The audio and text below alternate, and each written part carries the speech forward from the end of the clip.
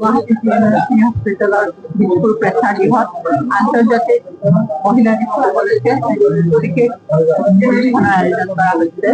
এই উপলক্ষে অসমৰ ৰাজ্যখনৰ বিভিন্ন ফিল্ডত বিভিন্ন পথাৰত সন্মান কঢ়িয়াই অনা, ৰাজ্যখনৰ বাবে সন্মান কঢ়িয়াই অনা তিনিগৰাকী বিশেষ মহিলা কাৰ্বি লোকগীত শিল্পী মনীষা হাজৰিকা, সংগীত শিল্পী আৰু আন্তৰ্জাতিক খ্যাতি সম্পন্ন সাঁতোৰবিদ তিনিগৰাকীকে নিমন্ত্ৰণ কৰি আনি আমি সম্বৰ্ধনা জনোৱা হৈছে।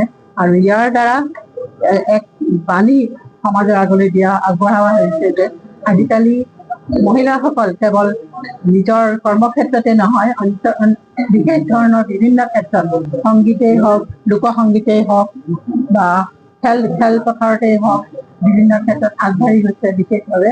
গতিকে তেওঁলোকৰ জীৱনে যাতে আনসকলৰ বাবেও প্ৰেৰণা কঢ়িয়াই আনে, উৎসাহিত কৰে, আগবাঢ়ি আহিবলৈ প্ৰেৰণা যোগায়, সেই উদ্দেশ্যে আজিৰ এই অনুষ্ঠানৰ আয়োজন কৰা হৈছে।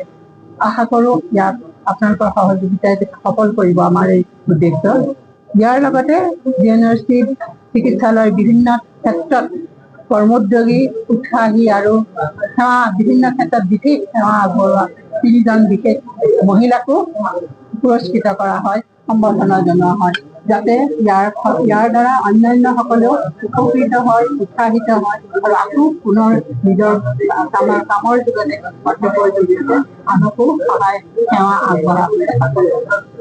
এইবাৰৰ আন্তৰ্জাতিক নাৰী দিৱসৰ আমাৰ এইবাৰ শীৰ্ষক আছিলে আমি নিজেও কাম কৰো, আনৰ বাবেও সহায় আগবঢ়াব পাৰো আৰু আনকো সহায় ভাৱে আগুৱাই লৈ যাবলৈ সফল হওঁ।